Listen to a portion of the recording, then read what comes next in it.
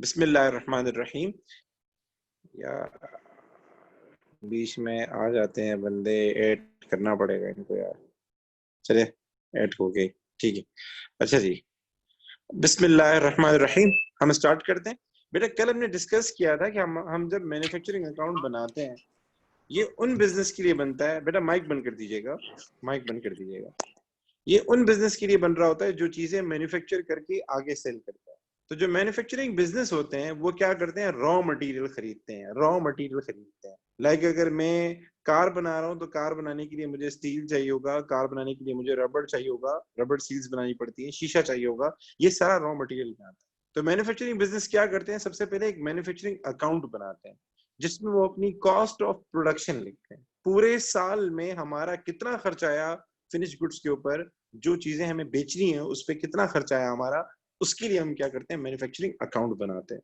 ठीक है। तो उसमें सबसे पहले हम क्या करते हैं, डायरेक्ट कॉस्ट लिखते हैं। डायरेक्ट कॉस्ट में सबसे पहले हमारे पास आएगा रॉ मटेरियल, कि टोटल रॉ मटेरियल पूरे साल में कितना लगा। उसके लिए हमने ये सीखा था कि ओपनिंग रॉ मटेरियल लिखेंगे, फिर परचेजेस ऐड करेंगे, फिर कैरेज इनवर्ड इसके साथ होता है, कैरेज इनवर्ड इसके अंदर ऐड करेंगे। ठीक है। एंड कैरेज इनवर्ड ऐड करने के बाद हम क्या करेंगे, क्लोजिंग रॉ मटेरियल माइनस करेंगे। एट द एंड हमारे पास आ जाएगा रॉ मटेरियल कंज्यूम। ठीक है।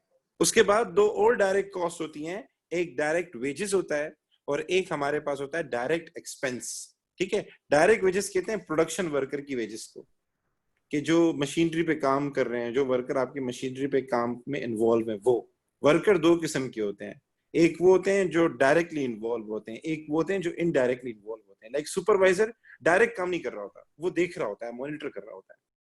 ठीक है। और एक वर्कर वो होता है जो सामान बेचता है, जो जिसको आप कमीशन एजेंट कह लें या सेल्स स्टाफ कह लें।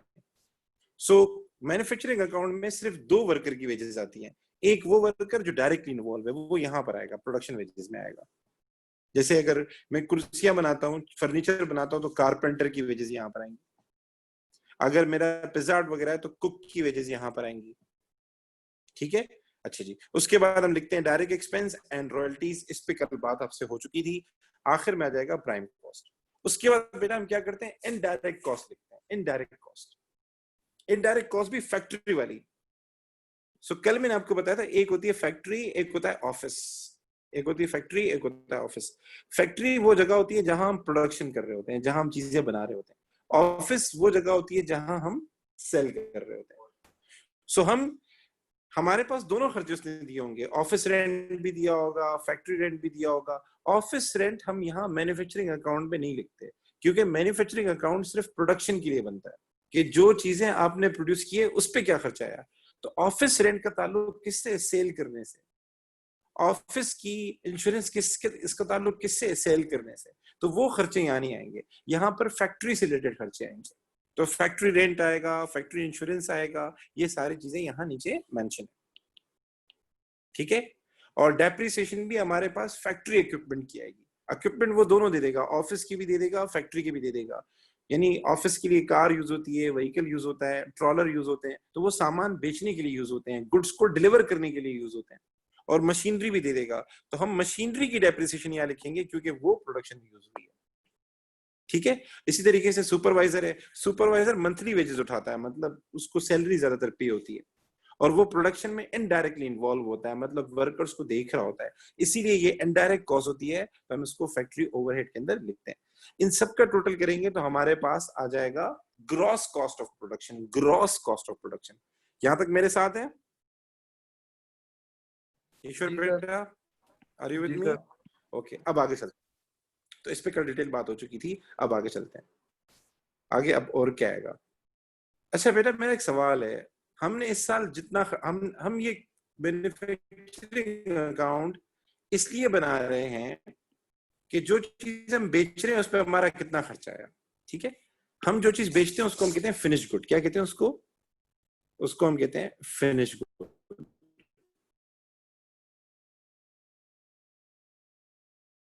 लाइक होंडा कंपनी के लिए जो कार है वो क्या है, फिनिश गुड है। ठीक है। इसको बेचने के लिए हम क्या करते हैं, रॉ मटेरियल। रॉ मटेरियल में क्या आ जाएगा, रबड़ आ जाएगा, रॉ मटेरियल में क्या आ जाएगा, गिलास आ जाएगा, ये कहलाता है रॉ मटेरियल। ठीक है, इसीलिए आप देख रहे होंगे कि मैन्युफैक्चरिंग अकाउंट में 2-3 किस्म की इन्वेंट्री आती है, inventory of raw material, inventory of finish good. तो फिनिश गुड वो आइटम होता है जो आप सेल आउट करते हैं, ठीक है।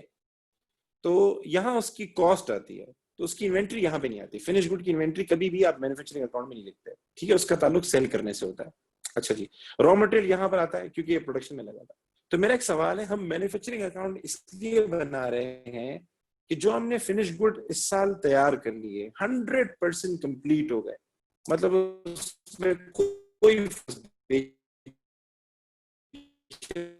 खाली। सर आपकी आवाज बहुत अटक रही है। तो आपने जो खर्चा किया है इस साल, फॉर सपोज आपने 1 लाख खर्चा किया, टोटल 1 लाख आपने खर्चा। आवाज रुक रही है मेरी, वेट करें, 1 मिनट वेट करें।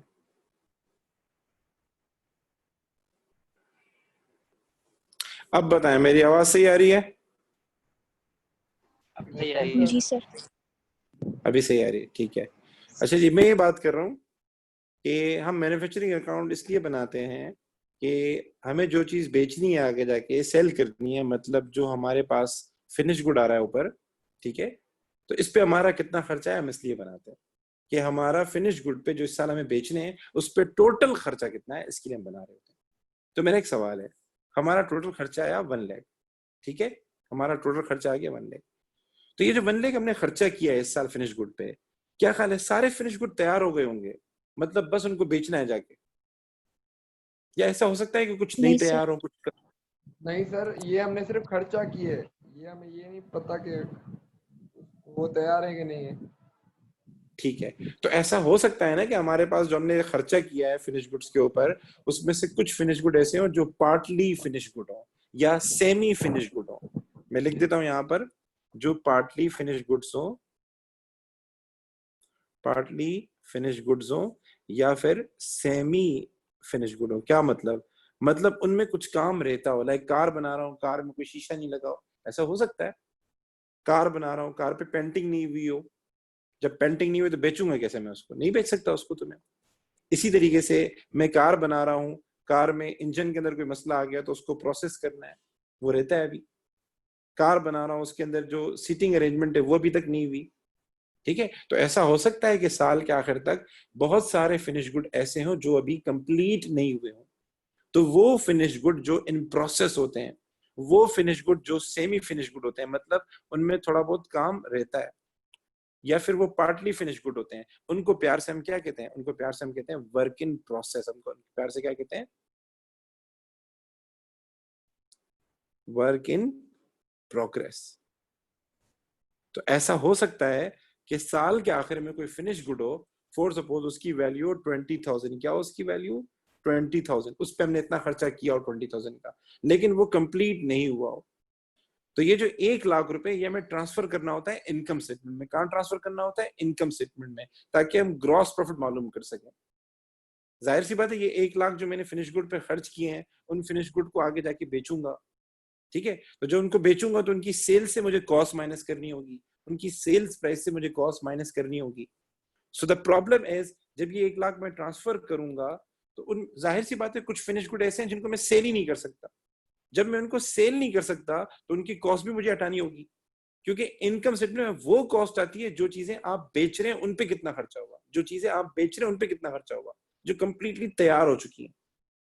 सो हम क्या करेंगे, वो फिनिश गुड्स जो सेमी फिनिश गुड्स हैं, जिन पे खर्चा हुआ है लेकिन तैयार नहीं हुए साल के आखिर तक, उनको क्या करना चाहिए, माइनस करना चाहिए, ऐड करना चाहिए इस 1 लाख में से। ईश्वर बेटा क्या कहते हो, साल के आखिर तक जो फिनिश गुड तैयार नहीं हुए, जिन पे हमारा 20,000 खर्चा हुआ है, उनको माइनस करें या ऐड करें इस 1 लाख में से? साल के बीच में सर, साल के आखिर में हमने 1 लाख खर्चा किया, हमें पता चला इस 1 लाख में से 20,000 रुपए जो हमने खर्चा किया था कुछ गुड्स के ऊपर, वो तैयार नहीं हुए, वो कंप्लीट नहीं हुए, क्या करना चाहिए हमें? उसको माइनस कर देंगे सर। उसको माइनस करना चाहिए। क्यों? क्योंकि ये 1 लाख जो हमने खर्चा किया इसमें से सिर्फ 80,000 खर्चा ऐसा है जो गुड्स पे हुआ और वो तैयार हो गए। बाकी हाँ 20,000 रुपए की गुड्स ऐसी हैं जो तैयार नहीं हुई। तो इस 1 लाख में से हमें क्या करना होगा, जो हमारे पास क्लोजिंग वर्क इन प्रोसेस होता है, क्लोजिंग वर्क इन प्रोग्रेस होता है, वो हमें माइनस करना होता है। तो ये मैंने साइड में closing work in progress minus करवाया। आप देख सकते हैं मैंने लेस का वर्ड लिखा है यहाँ पे। क्यों? क्योंकि ये चीजें अभी तैयार नहीं हुई, ये इन प्रोसेस है और उनका खर्चा ऊपर शामिल है इसके अंदर। इन पे हमने इस साल खर्चा किया था लेकिन ये कंप्लीट नहीं हुई, इसीलिए हमने क्या किया, इनको माइनस करवाया। यहां तक मेरे साथ है माहम बेटा? जी सर। जी सर। अच्छा जी। अच्छा, ऐसा भी तो हो सकता है, ऐसा भी हो सकता है कि कुछ फिनिश गुड ऐसे हो हमारे पास, लाइक हम इस साल हमने जब बिजनेस अपना कंटिन्यू किया, इस साल हमने बिजनेस कंटिन्यू किया, तो साल के शुरू में कुछ फिनिश गुड हमारे पास ऑलरेडी अवेलेबल थे, पार्टली फिनिश गुड थे। मतलब कुछ कारें ऐसी थी जिनमें शीशे का काम रहता था और जिन पे हमारे पास क्या नाम है अपना इंजन का काम रहता था, सीटिंग अरेंजमेंट का काम रहता था और उनकी वैल्यू बनती थी कितनी, 30,000। मतलब पहले हम उन पे 30,000 खर्चा कर चुके थे लास्ट ईयर हम इन पे 30,000 का खर्चा कर चुके थे। ठीक है, और इस साल हमने इस पे कुछ और खर्चा किया और ये तैयार हो गए। 30,000 लास्ट ईयर किया था, 30,000 लास्ट ईयर किया था और इस साल इस पे कुछ और खर्चा किया और ये तैयार हो गई। जो खर्चा इस पे इस साल किया वो तो 1 लाख में आ रहा है, जो खर्चा हमने इस साल किया वो तो इस 1 लाख के अंदर आ रहा है, लेकिन जो खर्चा हम पहले कर चुके हैं वो इस 1 लाख के अंदर शामिल नहीं है और वो कितना है, 30,000 बनता है। तो जाहिर सी बात है जो गुड्स मैंने इस साल तैयार किए हैं, जो हकीकत में मैंने तैयार किए हैं, उनकी कॉस्ट 1 लाख नहीं है। कुछ गुड्स ऐसी हैं जिन पे हमने 30,000 पहले खर्चा किया था लेकिन वो इसमें शामिल नहीं है, वो इस 1 लाख में शामिल नहीं है और वो कितनी बनती है, 30,000 की बनती है।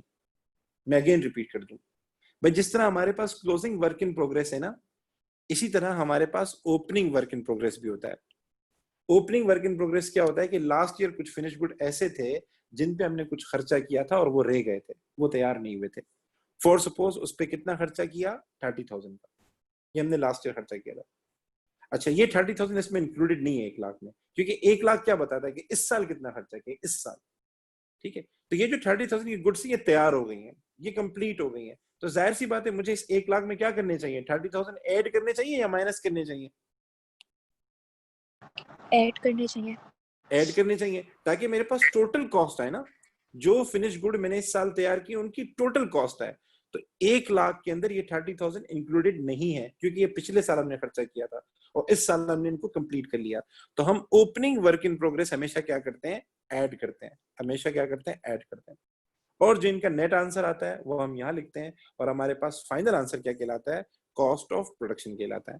यहां तक मेरी बात क्लियर है? जी any sir. Issue Abu Bakar बेटा? जी मैं सर। सवाल करवाऊंगा आज इंशाल्लाह। अबू बकर बेटा कोई issue? No sir. No sir. अच्छा अच्छा, आखिरी सीन सुन लेते हैं। हमारे पास क्या होता है, हम ये गुड्स जब इनकम स्टेटमेंट में ट्रांसफर करते हैं तो हम क्या करते हैं, हमारे साथ एक बड़ा मसला होता है, वो ये होता है कि एक होती है फैक्ट्री। मैं असल में दूसरा पेज दे देता हूँ ताकि आपको आसानी से समझा सकूं। आफ्टर, ठीक है। अच्छा बेटा, कोई मेरे चैट में अगर मैसेज लिख रहा हो ना, तो मैं फुल स्क्रीन शेयर कर रहा हूँ तो मुझे चैट नजर नहीं आ रही होगी आप लोगों की, सो आप लोग मुझे सर वॉइस नोट। जी जी बेटा, जी बेटा। सर अगर for example cost of production के बाद हमें फैक्ट्री लॉस और लॉस भी हो सकता है ना फैक्ट्री? कैसे लॉस हो सकता है, एग्जाम्पल? सर ये तो नई टर्म है, पर सर मैं पूछ रहा हूँ कि जैसे इनकम से प्रॉफिट और लॉस होता है, इसमें नहीं हो सकता फैक्ट्री प्रॉफिट एंड लॉस? यार अब उसमें बहुत सारी बातें हैं, इतना डेप हम नहीं जा सकते। इस मेरे से में भी 2-3-4 बातें हैं, मैं शेयर करूंगा तो आप कंफ्यूज हो जाएंगे। सो मैं तो बोलूंगा उसको कल के लिए छोड़ें, वरना बच्चे कंफ्यूज हो जाएंगे थोड़े से। ठीक है, वरना अच्छा मेरे जहन में 2-3 एग्जांपल्स हैं जो मैं दे सकता हूँ आपको, लेकिन मैं दूंगा तो ये टॉपिक रह जाएगा। अच्छा। बच्चों को ठीक थोड़ा है हजम नहीं हो पाएगा क्योंकि बच्चे हैं ना थोड़ा सा अभी नए नए हैं, अभी नई नई दवाई लेना सर, शुरू की है, हम भी तो नए वरना हैं ये सर। A2 का वायरस। हाँ, तो बच्चों को थोड़ा सा हल्का हाथ रखें बच्चों के ऊपर, ठीक है? पेपर में नहीं आता ऐसा कोई मुश्किल सवाल, जिस तरह आप बात करें ना, ऐसी कोई मुश्किल चीज नहीं आती पेपर में। ठीक है सर। ठीक है, लेकिन फिर भी आपकी खातिर मैं डिस्कस कर लूंगा ये मैटर। ठीक ठीक है, है, थैंक अच्छा जी। तो वो परेशान नहीं होगा, आपकी सारी क्यूरीज रिजॉल्व करूंगा। ठीक है। अच्छा जी, अब हमारे पास होता है क्या, एक फैक्ट्री है। फैक्ट्री में क्या होती है, प्रोडक्शन होती है। और एक ऑफिस है, ऑफिस में हम क्या करते हैं, सेल करते हैं। सर इसकी एग्जांपल दें, इसकी एग्जांपल ले लें, केनन, नाम सुना है केनन का, फ्रोजन फूड केनन, कुछ पता है किसका है ये, यस सर। किसका है? सर ये नगेट्स नगेट्स टेंडर बॉक्स ये सारी चीजें बेचता है, फ्रोजन आइटम्स। हाँ, ये केनन मशहूर नाम है भाई, पाकिस्तान का बहुत मशहूर नाम है। हाँ सर। के का मतलब है कलसूम, एन का मतलब है नवाज, कलसूम एंड नवाज, नवाज शरीफ का है ये केनन। अच्छा जी, सो गाइस हम पॉलिटिकल बेस में नहीं जाते, वरना यहाँ पीपी और ये सारे आ जाएंगे बीच में, भुट्टो के नारे लग जाएंगे यहाँ पे। अच्छा जी गाइस, सो हम बात करें केनन क्या करता है। केनन प्रोडक्शन भी करता है। केनन के बकायदा प्रोडक्शन प्लांट है जहाँ पे ये लोग चिकन और जो भी है सारी, आप नेट पे जाके वीडियोस दे सकते हैं, ये सारा वो कर रहे होते हैं। और केनन के अपने फ्रेंचाइज भी हैं, अगर आपको पता हो। अपने वो फ्रेंचाइज पे क्या करता है, अपनी फूड सेल करता है। सदर के अंदर भी है, कासोबाद के अंदर भी है, ठीक है। सो ऑफिस का मतलब क्या है, ऑफिस का मतलब वो जगह जहां आप अपनी प्रोडक्ट सेल करते हैं, हम ये अज्यूम करते हैं। और फैक्ट्री का मतलब वो जगह जहां आप प्रोडक्शन करते हैं। तो बिजनेस समटाइम क्या करता है, मेरा एक छोटा सवाल है, क्या इन्हें खाली हमें बेचता होगा सामान क्या? ऐसा भी तो सकता है ना कि ये जो डिफरेंट कंपनीज है फ्रोजन फूड वाली, लाइक सूफी हो गया, लाइक डॉन हो गया, इनको भी जरूरत पड़ती होगी, इनको भी तो बेच सकता है ना केनन। ऐसा भी तो हो सकता है ना डायरेक्ट फैक्ट्री से इनका माल बाहर मुल्क चला जाए, क्या ख्याल है, ऐसा हो सकता है नहीं हो सकता? हो सकता है सर। भाई गुलेमद है ना, गुलेमद, गुलेमद की प्रोडक्शन प्रोडक्शन भी हो रही होती है, गुलेमद की उनकी फैक्ट्री है जहां जाके कपड़ा बनता है। और गुलेमद के फ्रेंचाइज भी हैं जहां जाके ये लोग सेल करते हैं, ठीक है। असल जो सेल होती है वो तो यहीं से होती है, ऑफिस से ही होती है। लेकिन ऐसा भी तो हो सकता है ना, गुलेमद के पास खादी वाले आ जाएं, अलकरम वाले आ जाएं, कैसा है, हमें बड़ा बाहर से एक ऑर्डर मिला है और हमें कपड़ा बनाना है, और कोई 1,000 मीटर या 1 लाख मीटर कपड़ा चाहिए, हमारे पास इतनी कैपेसिटी नहीं है, 50,000 कपड़ा तुम बना के दे दो। तो वो कौन बना के देगा, वो फैक्ट्री वाले बना के देंगे। और फैक्ट्री वाले क्या कर देंगे, डायरेक्ट ट्रांसफर कर देंगे उनको। ऐसा हो सकता है नहीं हो सकता? क्या ख्याल है महाम बेटा, क्या कहते हैं? जी गाइस, मेरी बात सुन रहे हैं बेटा?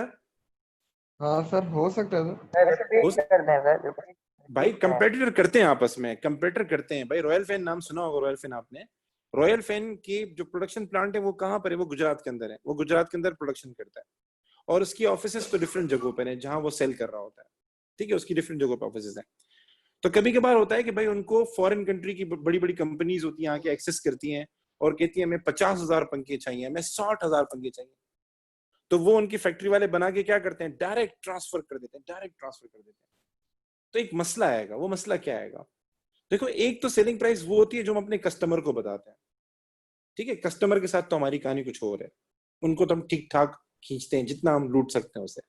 लेकिन जब हमारे पास एक बहुत बड़ा बिजनेस आता है, like for suppose foreign country का एक बिजनेस आया और कहा कि 50,000 पंखे चाहिए, उसको जो हम सेलिंग प्राइस बताएंगे, कौन सी बताएंगे मुझे बताएं, जो कस्टमर को बताते हैं या उससे कम बताएंगे?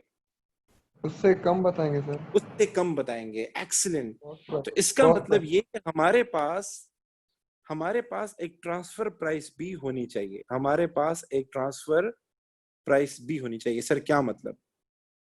ताकि कभी कोई बिजनेस हमारे पास आए और हमें बोले कि भाई हमें इतना माल चाहिए, हमें 1 लाख यूनिट चाहिए, हमें 2 लाख यूनिट चाहिए, तो जाहिर सी बात है हम उसको कस्टमर वाली प्राइस नहीं बताएंगे, उसको दूसरी प्राइस बताएंगे। सर ये ट्रांसफर प्राइस क्या होती है? ट्रांसफर प्राइस ये होती है, अगर मैं चीज खुद नहीं बनाता, अगर मैं चीज को खुद नहीं बनाता, सुनिएगा बेटा, अगर मैं चीज को खुद नहीं बनाता और यही चीज बाहर से खरीदता, आउटसोर्स करता, तो ये चीज मुझे कितने की पड़ती, उसको हम कहते हैं क्या, ट्रांसफर प्राइस कहते हैं। Like for suppose Gul Ahmed कपड़ा खुद नहीं बनाता, गुल अहमद कपड़ा सेल करता है ना, वो खुद सेल नहीं करता, वो फैसलाबाद जाता, जितने उसको कपड़े बेचने वो सारे वहां से खरीदता, बड़े कंपनी से खरीदता, तो वो उसे कितने का देती, उसे हम क्या कहते हैं, ट्रांसफर प्राइस। क्या कहते हैं उसको हम, transfer price. Are you getting my point? भाई एक तो होती है सेलिंग प्राइस, सेलिंग प्राइस वो होती है, सुनना बेटा, सेलिंग प्राइस वो होती है जिसपे हम कस्टमर को माल सेल करते हैं, जो नॉर्मल कस्टमर होता है, हम आप लोग जाते हैं गुलेमत के पास जाके कपड़े लेते हैं, वो तो एक अलग चीज है। लेकिन गुल अहमद जब ये कपड़े खुद नहीं बनाएगा, फॉर सपोज हालात ऐसे हो जाते हैं वो खुद नहीं बनाते, वो यही कपड़ा बाहर से खरीद के बेचते हैं। ऐसे बहुत सारे बिजनेस हैं जो ऐसा करते हैं, बाहर से खरीद के इसको बेचते हैं। तो जाहिर सी बात है वो कपड़ा उनको कितना का पड़ेगा, सस्ता पड़ेगा। अगर ये लोग कपड़ा 2000 का बेचते हैं तो इनको 2000 का नहीं पड़ेगा, वो 1000 का पड़ेगा, 1200 का पड़ेगा। तो हमारे पास एक ट्रांसफर प्राइस भी होनी चाहिए। सर क्यों होनी चाहिए? ताकि हमें पता लगे अगर हमारे पास कोई बिजनेस आता है और हमें कहता है कि भाई 1 लाख यूनिट दो, 2 लाख यूनिट दो, तो हम उसको सही वाली प्राइस बताएं कि भाई इतने की चीज अगर मैं किसी और से दूंगा तो मुझे भी इतने की पड़ेगी। Are you getting my point guys? मेरी बात क्लियर हो रही है आप लोगों को?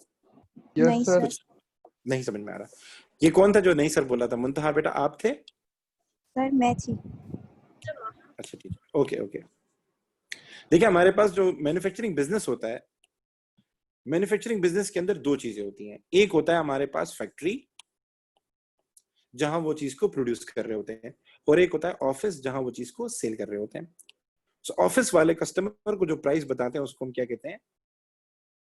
सेलिंग प्राइस बताते हैं, उसको हम कहते हैं सेलिंग प्राइस। ठीक है, मैं ये कह रहा हूं कि कभी कभार ऐसा हो सकता है कि हमारी फैक्ट्री के पास कोई बिजनेस आए और हमें कहे कि भाई मुझे 5 लाख यूनिट चाहिए, मुझे 1 लाख यूनिट चाहिए, तो जाहिर सी बात है हम उसको ये वाली सेलिंग प्राइस नहीं बताएंगे।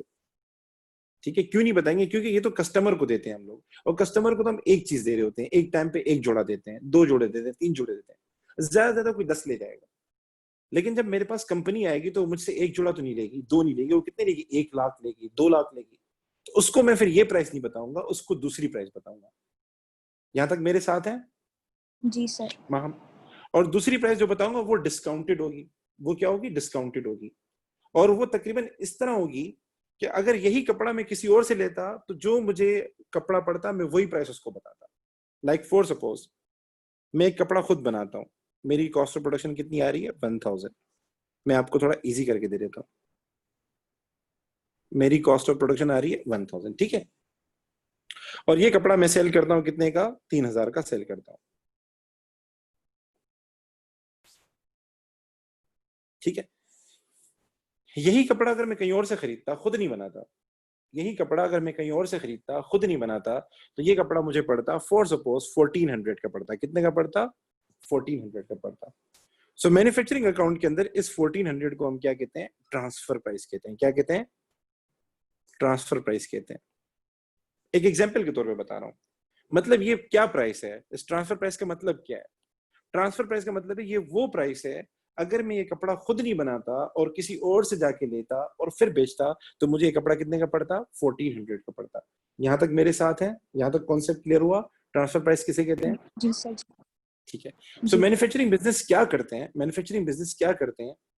अपनी ऑफिस की एफिशिएंसी को एनालाइज करने के लिए, अपनी ऑफिस की एफिशिएंसी को एनालाइज करने के लिए जो कॉस्ट ट्रांसफर करते हैं वो कॉस्ट ऑफ प्रोडक्शन नहीं करते, वो करते हैं ट्रांसफर प्राइस। कौन सी प्राइस करते हैं? Transfer price. क्यों करते हैं ऐसा? क्यों करते हैं ऐसा? इसलिए करते हैं ताकि कल जब मैं प्रॉफिट निकालूंगा, फॉर सपोज मेरी सेल्स हुई है 3000, मैंने एक ही जोड़ा बेचा है 3000, अगर मैं अपनी कॉस्ट माइनस कर दूं तो कॉस्ट कितनी है मेरी? 1000, तो मेरा ग्रॉस प्रॉफिट कितना आ जाएगा? 2000। तो मेरा एक छोटा सवाल है, ये जो ग्रॉस प्रॉफिट 2000 आया है ये सारा सेल्स वालों ने किया है? मतलब ये सारी सेल्स की मेहनत है, सारी ऑफिस की मेहनत है?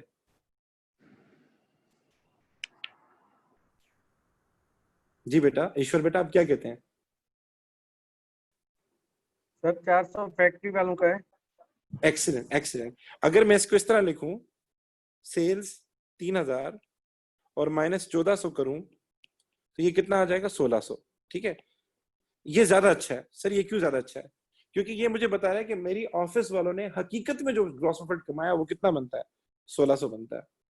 ठीक है, बाकी जो 400 मुझे कमा के दिया वो किसने कमा के दिया है? वो मेरी फैक्ट्री वालों ने कमा के दिया। तो मैन्युफैक्चरिंग अकाउंट में हम लोग क्या करते हैं? हम जब मैन्युफैक्चरिंग अकाउंट बनाते हैं, हम कॉस्ट ऑफ प्रोडक्शन के बाद हम ट्रांसफर प्राइस भी निकालते हैं। हम क्यों निकालते हैं? दो मकसद होते हैं। एक मकसद ये होता है अगर हमारे पास कोई बड़ा बिजनेस आता है और हमें बोलता है कि भाई ये चीज हमें दो, तो एक तो हमारे पास एक प्राइस आ जाएगी, उस प्राइस पे हम उसको चीज बेचेंगे। दूसरा, हमें ये पता लग जाता है कि हमारे मैन्युफैक्चरिंग बिजनेस ने कितनी वैल्यू एड की है, हमें कितनी एफिशिएंसी के साथ हमें चीज बना के दी है, तो हमारी कॉस्ट कंट्रोल रहेगी। मेरी बात समझ रहे हैं? अगर खुदा ना खास्ता नेक्स्ट ईयर मेरी कॉस्ट ऑफ प्रोडक्शन आती है कितनी, 1300 आती है, कितनी आती है, 1300 आती है, और ट्रांसफर प्राइस फॉर सपोज 1400 है, तो इसका मतलब ये कि मेरा मैन्युफैक्चरिंग बिजनेस जो है वो कॉस्ट में अच्छा नहीं है। इससे पहले वो 400 बचा के देता था, और अब कितने बचा के दे रहा है, 100 बचा के दे रहा है। मतलब मेरी कॉस्ट में इजाफा हो रहा है, मेरा कॉस्ट कंट्रोल अच्छा नहीं है। ईश्वर बेटा, बात कुछ क्लिक हो रही है? जी सर। राहुल बेटा, जी सर, हो cost- रही हो गया। सर दूसरा रीजन आपने क्या बताया? मैं बता रहा हूँ, रीजन में लिखवा रहा हूँ, लेकिन पहले समझ लो। हम मैन्युफैक्चरिंग A2 में हम क्या करते हैं, A2 लेवल के अंदर हम जब मैन्युफैक्चरिंग अकाउंट बनाते हैं तो हम कॉस्ट ऑफ प्रोडक्शन के बाद हम लोग क्या करते हैं, ट्रांसफर प्राइस निकालते हैं। क्यों निकालते हैं? एक तो हमारे मैन्युफैक्चरिंग वालों ने कितनी वैल्यूएट की वो पता लग सके। दूसरा, अगर हमारे पास कोई बिजनेस आता है और हमें उसको प्रोडक्ट सेल करनी होती है तो हमें एक अंदाजा हो जाएगा हमें कौन सी प्राइस सेट करनी चाहिए, एटलीस्ट उससे ऊपर पैसे लेने चाहिए। ठीक है। तीसरा मकसद ये होता है कि ताकि हमारी फैक्ट्री का प्रॉफिट और हमारी ऑफिस का प्रॉफिट थोड़ा सेपरेट हो जाए, ताकि हमें पता लगे कौन अच्छा जा रहा है, ऑफिस वाले अच्छे जा रहे हैं या फैक्ट्री वाले अच्छे जा रहे हैं, थोड़ा डंडा दे सके उनको फिर अगर मसला हो रहा। यहां तक मेरे साथ हैं? सर 3 चीज रिपीट करें। वो कर रहा हूँ बेटा, रिपीट कर रहा हूँ, लेकिन पहले मुझे बताएं समझ में आ रहा है नहीं आ रहा, वो सारा रिपीट कर रहा हूँ। महाम हाँ बेटा, सर। तो ये मैं लिख रहा हूँ यहाँ पे, आप नोट डाउन कर लें। जी सर। अच्छा जी, तो ये देखिए कॉस्ट ऑफ प्रोडक्शन यहाँ लिखी हुई है। उसके बाद हम लोग क्या करते हैं, तकरीबन हम एक मार्कअप रखते हैं। मार्कअप दे देगा पेपर में आपको, वो बोल देगा फॉर सपोज हमारा मार्कअप है 20%। मार्कअप कितना है? 20%। वो दे देगा आपको पेपर में। ये 20% आपने इस पे लगाना है। फॉर सपोज अगर ये 1 लाख आ रहा है तो ये कितना हो जाएगा, ये 20,000 हो जाएगा, और इसका टोटल करेंगे तो ये कितना हो जाएगा, 1,20,000 हो जाएगा। इस 1,20,000 को हम क्या कहते हैं, इस 1,20,000 को हम कहते हैं market value of production. Market value of production मतलब यही माल अगर मैं बाहर से लेता तो मुझे इतने का पड़ता। ठीक है, यहां तक मेरे साथ है? अब आ जाएं जो आप कह रहे थे कि सर हम फैक्ट्री प्रॉफिट क्यों लिखते हैं, वो लिख लेते हैं। उसकी रीजन लिख लेते हैं, वो पेपर में पूछता है, वो मैं लिखवा रहा हूँ, वो नोट डाउन करना है। थ्योरी बेटा आएगी, इतना बता दूं A2 के अंदर 50 मार्क्स की थ्योरी कहीं नहीं गई, 50 मार्क्स की थ्योरी कहीं भी नहीं गई, कहीं भी नहीं गई। तो ये लिखना है अपने पास में। सर मार्कअप वाला पॉइंट समझ में नहीं आया, रिपीट कर दें। समझा रहा हूँ बेटा, no issues. Okay. Why factory profit? Why factory profit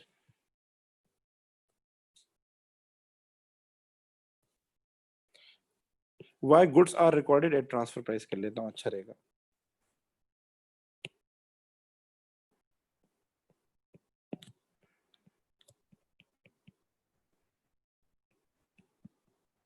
Why cost of production is adjusted as transfer price? Why cost of goods is adjusted as transfer price? हम cost of production को transfer price में क्यों convert करते हैं, ये आपसे सवाल करेगा। ठीक है, ट्रांसफर प्राइस की डेफिनेशन लिखवा दूं पहले, ये भी इसने पूछी है पेपर में। पहले तो मैं ट्रांसफर प्राइस की डेफिनेशन लिखवा लेता हूँ। Transfer price is the price of goods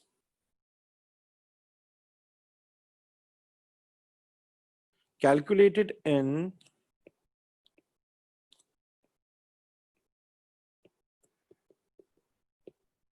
the manufacturing account and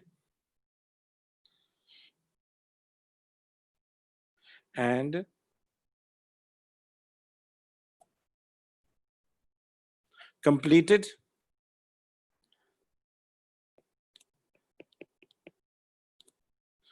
and transferred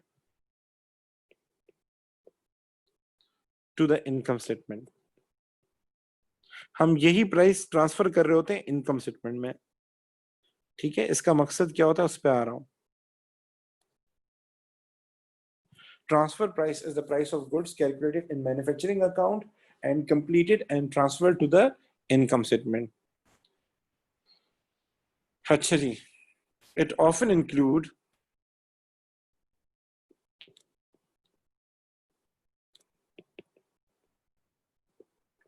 Are you guys with me? मेरे साथ हैं बेटा? आप लोगों की आवाज नहीं आ रही तो मैंने कहा पूछ लूं. ईश्वर बेटा? जी जी जी sir. Okay, okay. It often include an additional percentage for factory profit. Transfer price वो प्राइस होती है जिस पे आप अपनी गुड्स को जो आपके गुड्स कंप्लीट हो चुके होते हैं उनको आप ट्रांसफर करते हैं इनकम स्टेटमेंट में और आप फैक्ट्री प्रॉफिट उसके अंदर ऐड करते हैं. मतलब कॉस्ट ऑफ प्रोडक्शन के बाद फैक्ट्री प्रॉफिट ऐड करते हैं. ऐसा हम क्यों करते हैं? हम ट्रांसफर प्राइस पे चीजों को क्यों लिखते हैं उसके रीजन आप लिख लें. उसके रीजन नंबर 1, it facilitates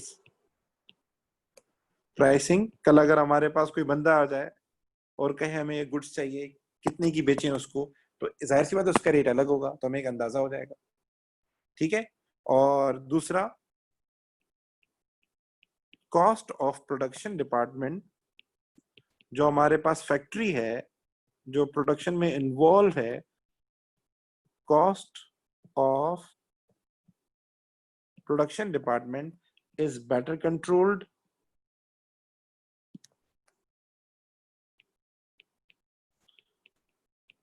आप कंट्रोल अच्छा कर सकते हैं, आप वक्त के साथ साथ देख सकते हैं. ठीक है. और उसके अलावा आप कंपेयर कर सकते हैं एफिशिएंसी,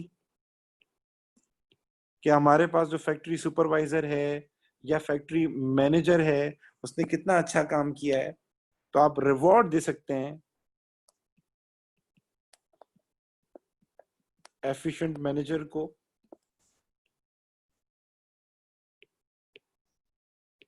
ठीक है. एंड उसके अलावा प्रोडक्शन डिपार्टमेंट, मैन्युफैक्चरिंग अकाउंट बनता ही प्रोडक्शन डिपार्टमेंट के लिए.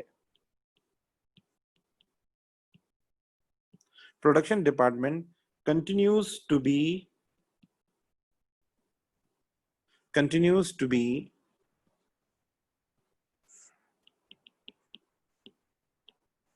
treated as profit center. Profit centre उस जगह को कहते हैं जहां पर जिसका आप प्रॉफिट भी निकालते हैं, मतलब आपकी कॉस्ट भी आ रही हो, साथ में वो रेवेन्यू भी जनरेट करके दे रहा हो. तो ये वही बात है जैसे मैंने आपको बताया ना कि हमारे फैक्ट्री वाले माल सेल भी तो कर सकते हैं. जरूरी थोड़ी ऑफिस वाले सेल करें, हमारी फ्रेंचाइज से सेल होती हो सकता है हम डायरेक्ट फैक्ट्री से भी माल सेल करते हो. ऐसा भी तो हो सकता है कि बड़ा कंपटीटर कोई हमारा आ जाए या बाहर को कोई मल्टीनेशनल कंपनी आ जाए, वो बोले हमें इतना माल चाहिए. गवर्नमेंट आ जाए हमारे पास, तो गवर्नमेंट आपकी फ्रेंचाइज थोड़ी जाएगी, आपकी ऑफिस थोड़ी जाएगी, वो डायरेक्ट फैक्ट्री से राब्ता करेगी कि यार हमें इतना माल चाहिए, हमारा कोई बहुत बड़ा प्रोजेक्ट है, कितने का दोगे. सो प्रॉफिट सेंटर का मतलब ये होता है कि वो वहां कॉस्ट तो आ रही होगी लेकिन साथ में वो रेवेन्यू भी जनरेट करके दे रहा होगा, मतलब वो सेल्स में भी इन्वॉल्व होगा. तो हमें एक फायदा हो जाता है कि भाई हमारा जो मैन्युफैक्चरिंग बिजनेस है या मैन्युफैक्चरिंग डिपार्टमेंट है उसने कितना प्रॉफिट जनरेट किया, एक हेल्प हो जाती है, कितनी वैल्यू एड की, एक हेल्प हो जाती है. ठीक है गाइस, यहाँ तक मेरे साथ हैं. सर अगर लाजमी कर लिया है हो तो प्रॉफिट सेंटर में कॉस्ट भी आ रही हो. यार ज्यादातर मैंने जो देखा है प्रॉफिट सेंटर उसी सेंटर को कह रहे होते हैं, वो कॉस्ट भी आ रही है उसके अंदर, जरूरी है कॉस्ट आ रही है उसके अंदर.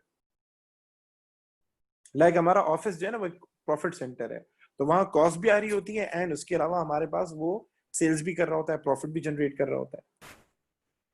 लेकिन कुछ डिपार्टमेंट ऐसे होते हैं वो कॉस्ट सेंटर होते हैं, लाइक असेंबली डिपार्टमेंट वहां सिर्फ हम असेंबल करते हैं, चीजों को असेंबल करते हैं, तो उसको हम कॉस्ट सेंटर ही कह रहे होते हैं. जो एब्जॉर्प्शन कॉस्टिंग में तुमने अगर पढ़ा हो, असेंबली डिपार्टमेंट, फिनिशिंग डिपार्टमेंट, ये सारे कॉस्ट सेंटर होते हैं क्योंकि यहाँ कॉस्ट ही जनरेट हो रही होती है.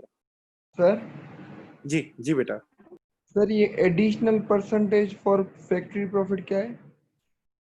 मतलब ये कह रहे हैं, ये चाह रहा है कि जो हमारे पास जो हम कॉस्ट ऑफ प्रोडक्शन निकालते हैं ना, पीछे देखें, आपने कॉस्ट ऑफ प्रोडक्शन निकाली है, ये देखें, ये हमारे हाँ पास सर। Cost of production. हमने इसके अंदर एक परसेंटेज ऐड कर दिया, उसको कहते हैं मार्कअप।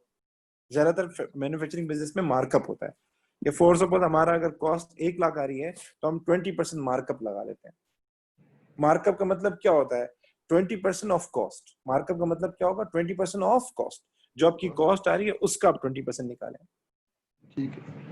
ठीक है, तो वो हमारा प्रॉफिट होता है। अबू बकर, तुम जो कह रहे थे ना कि ये 20% क्या है, तो आपको सवाल में दिया होगा, जितने भी सवाल आएंगे ना मैन्युफैक्चरिंग के, उसमें बोलेगा 20% मार्कअप है। तो आपने क्या करना है, जो आपके पास कॉस्ट आएगी ना, टोटल जो आपके पास टोटल कॉस्ट आएगी, आपने उसका 20% निकालना है।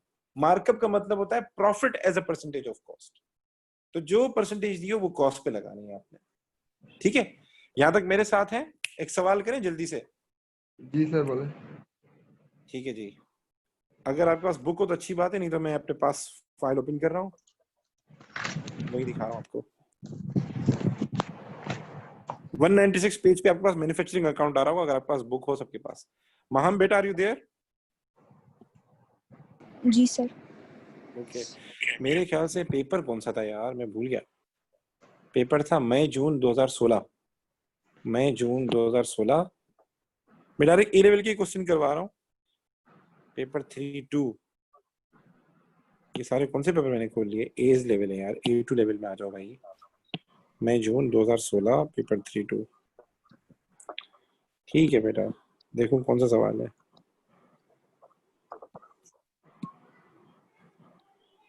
हाँ ये वाला है, आई थिंक सो। बेटा ये अगर आपके पास बुक हो नुमान मलिक की, तो आपके पास ये क्वेश्चन उसमें आ रहा होगा। मैं I think so page number 196 होगा। ठीक है, क्वेश्चन नंबर 10 है उसका।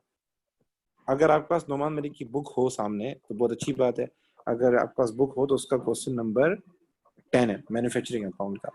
ठीक है, और ये जो सवाल मैं आपको करवा रहा हूँ, मैं इसका रेफरेंस लिख देता हूँ आपके सामने। ये 2016 पेपर 3-2 है। चलो मैं रेफरेंस भी लिख देता हूँ। ये है मई जून, ताकि दोबारा आप जाके देख सकें।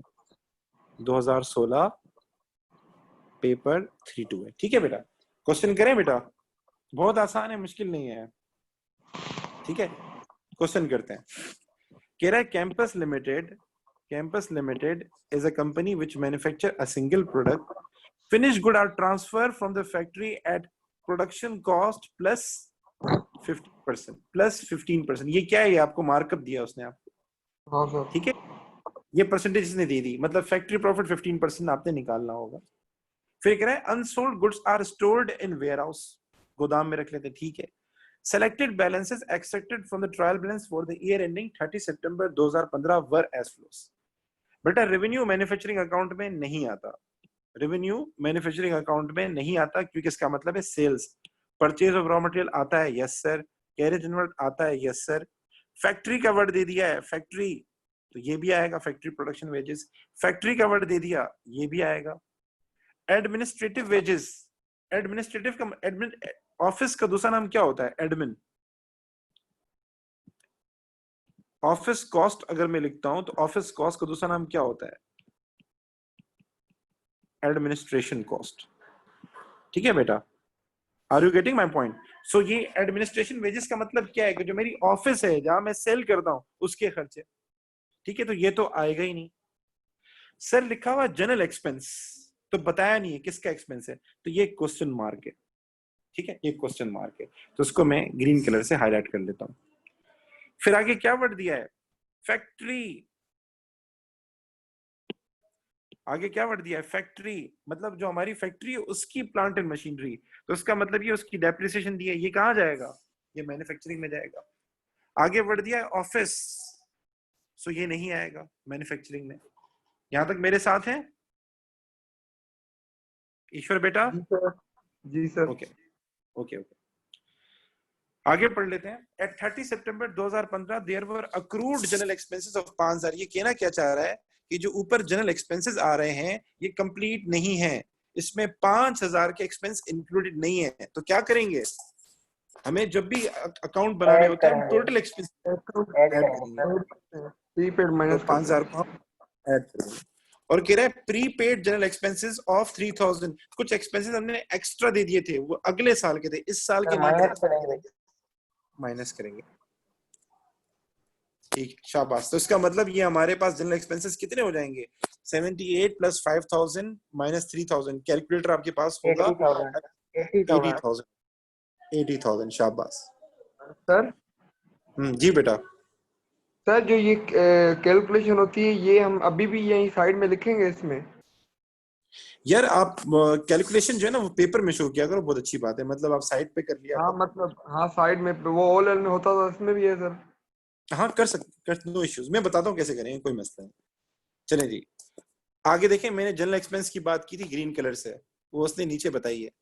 नीचे कह रहा है 65% of general expense relate to factory. मैंने आपको कल बताया था कि हो सकता है कभी कभार किसी एक्सपेंस के आगे वो फैक्ट्री का वर्ड नहीं लिखे, लेकिन नीचे उसको आपको प्रोपोर्शन बताएगा। तो वो कहना क्या चाह रहा है कि इसका 65% फैक्ट्री में जाएगा और बाकी कहां जाएगा? बाकी ऑफिस में जाएगा, ऑफिस से बाद इनकम स्टेटमेंट में जाएगा। तो इनकम स्टेटमेंट बाद में बनाएंगे, अभी हम बना रहे हैं फैक्ट्री। ठीक है, तो 65% फैक्ट्री में जाएगा। ठीक है, अच्छा आगे चलते हैं। आगे इसने दिया हुआ है रॉ मटेरियल का ओपनिंग बैलेंस है, ये ओपनिंग डेट है तो ओपनिंग बैलेंस है, और ये इसका क्लोजिंग बैलेंस है, ये आएगा। वर्क इन प्रोग्रेस का ओपनिंग बैलेंस है, आएगा। क्लोजिंग बैलेंस है, आएगा। तो सबसे पहला सवाल है 9 मार्क्स का। देखिए ए लेवल का सवाल दिखा रहा हूं मैं आपको, A2 का 9 मार्क्स का। 90 मार्क्स पे चला जाता है भाई 150 में से, और क्या चाहिए? तो करें बेटा इसको जल्दी से, क्या ख्याल है? सर ये कैरेज इनवर्ड नहीं पता कि ऑफिस का है या मतलब वो है, यार मतलब कैरी जनरेट किसके साथ आता है? मेरा एक सवाल है। परचेजेस के साथ आता ही नहीं आता? हाँ परचेज के साथ होता है तो सर। परचेज की हुई है। अच्छा सर ठीक है सर। कैरेज इनवर्ट मैंने आपको कल बताया था कि दराज से अगर मैं कोई चीज बाय कर रहा हूँ, कोई चीज परचेज करता हूँ, तो वो उसके साथ लगाते हैं डिलीवरी कॉस्ट, उसके साथ ही लगाते हैं बिल के अंदर। तो कैरेज इनवर्ट का ताल्लुक परचेजेस से होता है, मतलब वो उसके साथ लग कर आता है, अटैच होता है, कॉम्प्लीमेंट्री होता है ये। ठीक है बेटा। सो इस सवाल को मैं करवा देता हूँ यहीं पर, इसी पेज पे करवा देता हूँ। तो हम सबसे पहले लिखेंगे रॉ सर अगर मटेरियल। फिनिश गुड्स बाय किए हुए हैं तो कैरेज इनवर्ट्स किस चीज का होगा? तो कुछ भी नहीं बताएगा वैसे, अगर नहीं बताया तो फिर तुम्हें रॉ मटेरियल के साथ ही लिखना चाहिए। अगर ओके उसने बताया तो बहुत अच्छी बात है, नहीं बताया तो फिर रॉ मटेरियल के साथ लिखना चाहिए, वरना वो बता देगा। ठीक है, अच्छा जी। सो गाइस हम मैन्युफैक्चरिंग अकाउंट बनाते हैं। आप हेडिंग देंगे मैन्युफैक्चरिंग अकाउंट।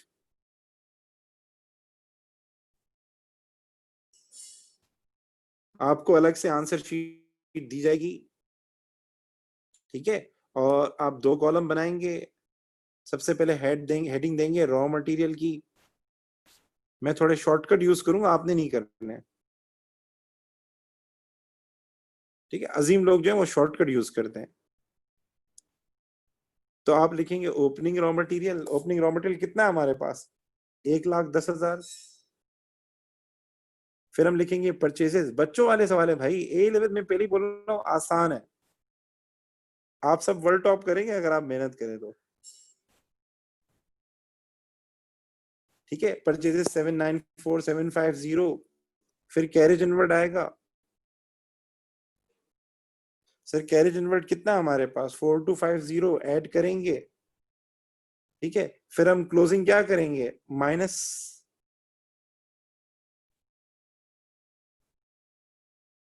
तो क्लोजिंग रॉ मटेरियल कितनी है हमारे पास, ये देखें, 1,25,000। ठीक है, अच्छा ये मैं थोड़ा मिटा रहा हूँ, ये याद रखना 80,000 है। ठीक है बेटा, जनरल एक्सपेंस जो है। बेटा इसका मुझे बताओ कितना आंसर आएगा? कोई है आप में से चीता जिसका टोटल करके सर बताए मुझे? Sir 784,000। Sir raw material 7,84,000।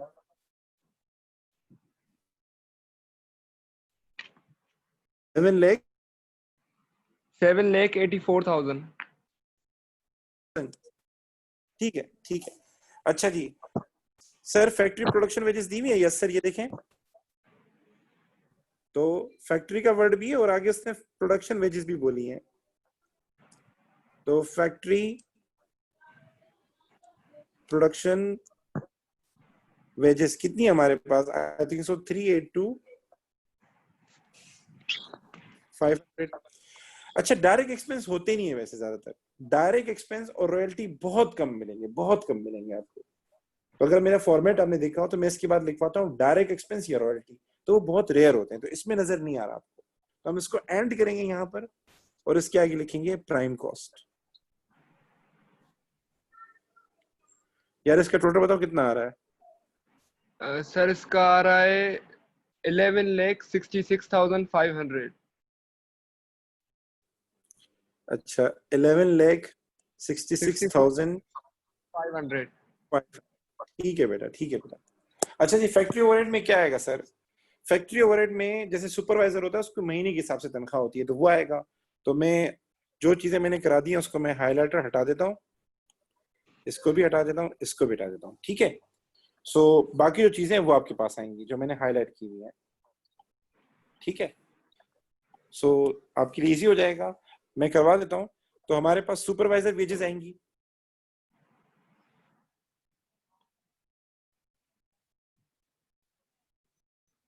Supervisor wages कितनी है ये दूसरे कॉलम में कीजिएगा। सुपरवाइजर वेजेस हैं 64,000।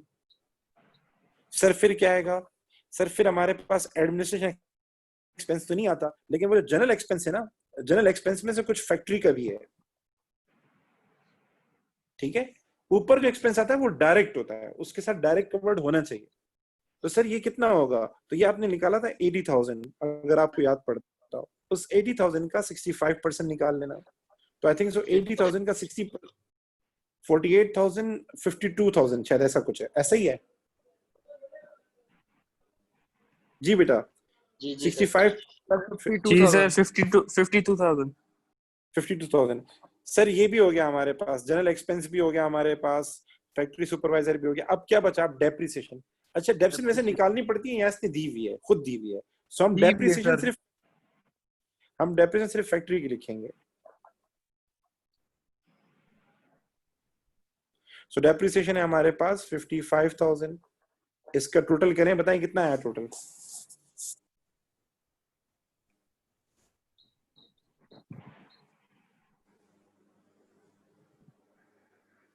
सर 1,71,000 इसका टोटल। ठीक है जी, और इसका टोटल बताएं, दोनों को ऐड करें।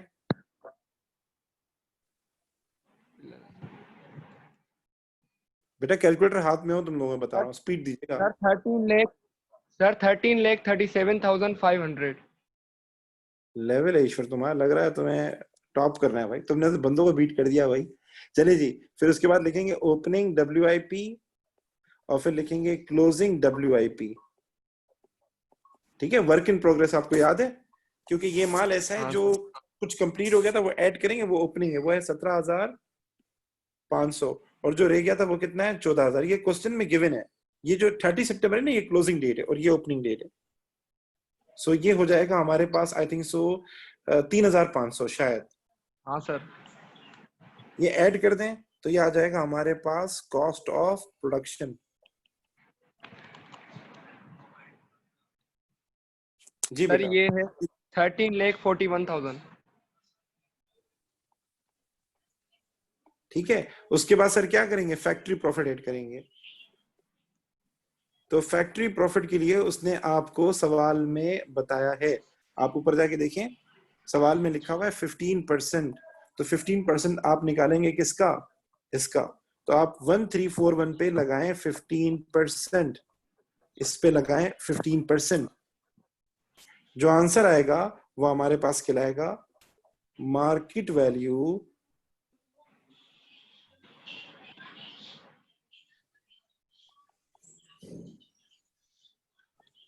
जी बेटा। सर ये आ रहा है 15,42,150 टोटल या खाली वो? Total sir, total. वो बताऊं सर? 15 लाख बताओ, बताओ कितना है? 15 लाख 15,42,150। ठीक है, ये हमारे पास आंसर आ गया, दैट्स इट। एंड प्रॉफिट कितना है तो वो भी बता दो यार। सर 2,11,150। 1150, ठीक है। हाँ अच्छा जी गाइस, राउंड ऑफ कर दिया नहीं करें सर, फिगर्स को। 2,11,150। 20,1150। ठीक है, ठीक है, ओके ओके। 20, 1150। ठीक है। 201150।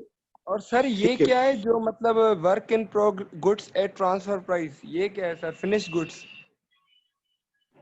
ये जो है ये कल बताऊंगा आपको इंशाल्लाह, कल की क्लास में। इनकम स्टेटमेंट कल की क्लास में सीखिए। ये कल इनकम बताऊंगा। स्टेटमेंट है। ये इनकम स्टेटमेंट है, फिनिश गुड इनकम स्टेटमेंट में आती है। ठीक है गाइस, मैं एक सवाल आपको दूंगा एक्स्ट्रा और उसकी वीडियो भी भेज दूंगा आपको, वो आपने करना होगा।